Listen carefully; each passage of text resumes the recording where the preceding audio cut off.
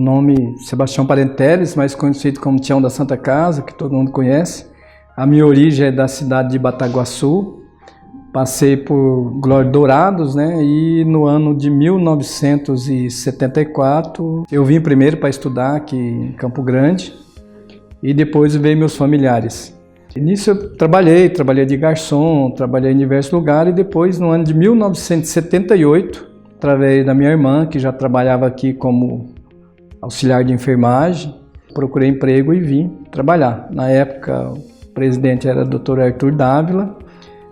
Tínhamos uma administradora que chamava a Dona Nubuco e através dela eu consegui entrar na Santa Casa. Em 1978, a Santa Casa era na Avenida Mato Grosso, o seu pronto-socorro era na Avenida Mato Grosso. Nós tínhamos um pavilhão para o lado direito da entrada da Mato Grosso, onde ficava a maternidade, as irmãs moravam. E do lado esquerdo, onde é o trauma hoje, tinha mais 2 pavilhões. Tinha uma ala social da sociedade, que era apartamentos, tudo com elevador naquela época já, e abaixo tinha mais 2, subsolo 1 e subsolo 2, onde naquela época ficavam os indigentes. Mudou para não pagante, e depois com o tempo virou SUS e virou o SUS universal que é hoje. Eu fazia a soma das prescrições médicas, então a gente tinha que entender muito a letra de médico, entender de soma.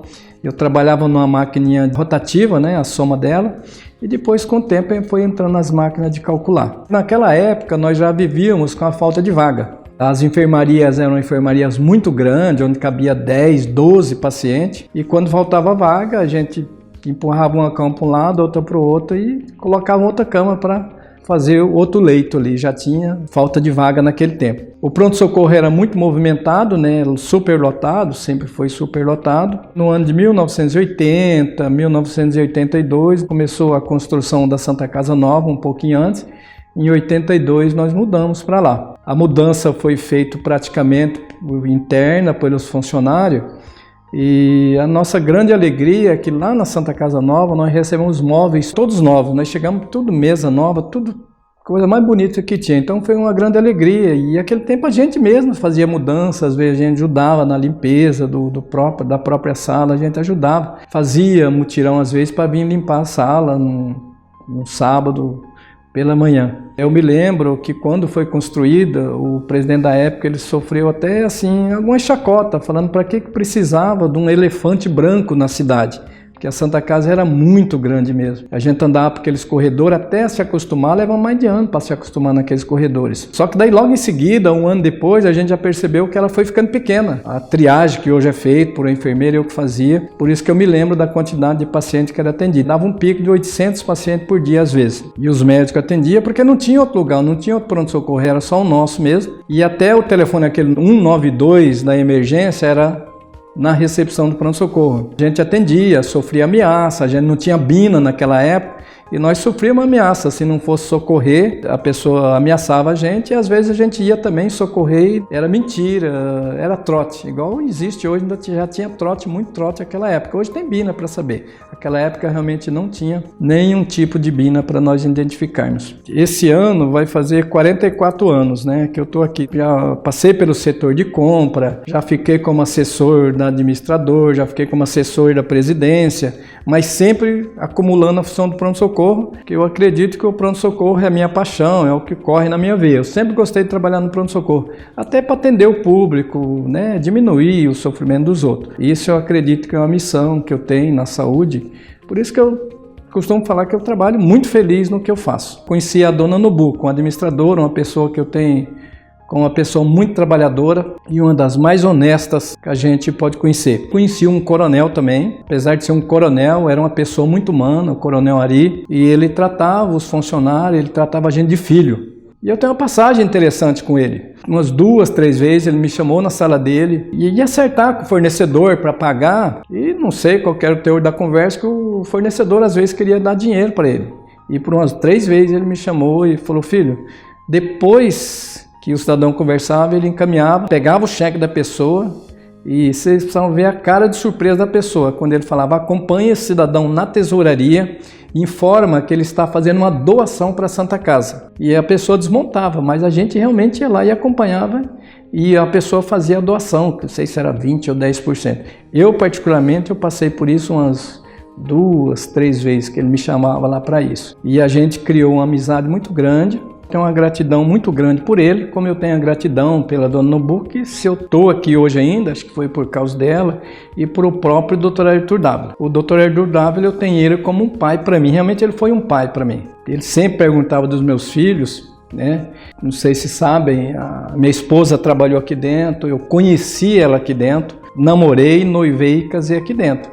E os meus filhos, todos 3, nasceram aqui dentro. Então, quando me perguntam, eu tenho muita gratidão pela Santa Casa. Hoje tenho uma filha de 40 anos, um menino de 33 anos e outro de 30 anos. Nasceram aqui dentro, me acompanharam aqui. Se eu tivesse que escolher uma vez o que eu poderia fazer na vida, eu escolheria trabalhar na Santa Casa novamente. Eu tive proposta para sair daqui, proposta até com salário maior, mas pensando bem, na época eu resolvi, estou aqui até hoje. Difícil falar da Santa Casa e a gente não se emocionar.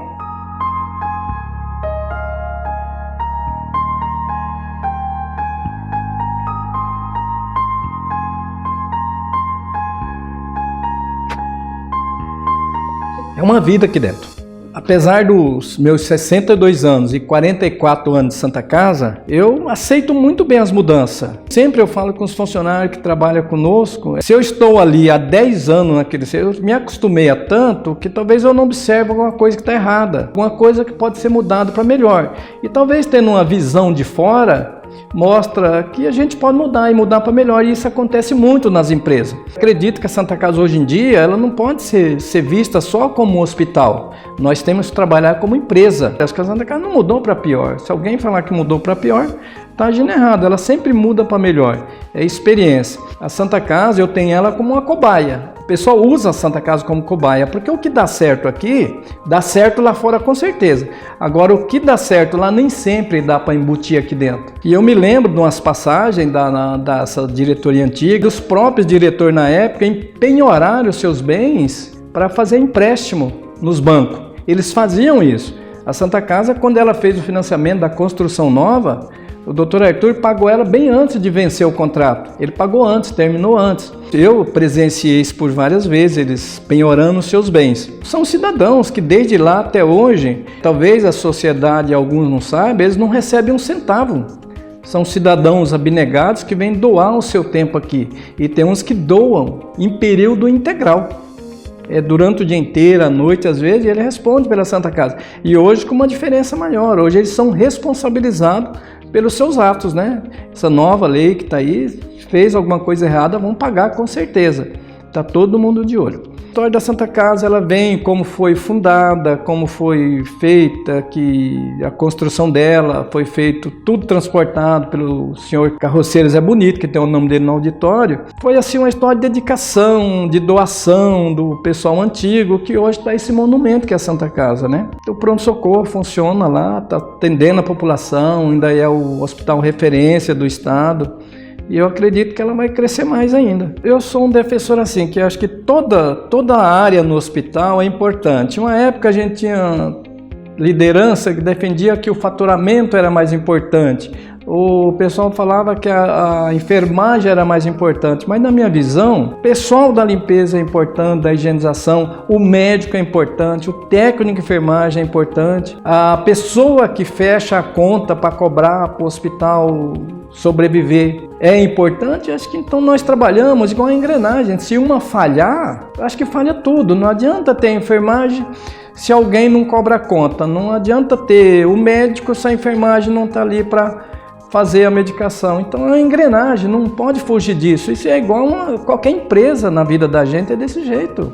Todos somos importantes. De médico a diretor, os diretores, todo mundo acha que é importante. Ninguém é mais importante do que ninguém. Todo mundo tem o seu grau de importância e acho que pega todos e divide ali, que vai achar que é mesmo grau de importância para todos.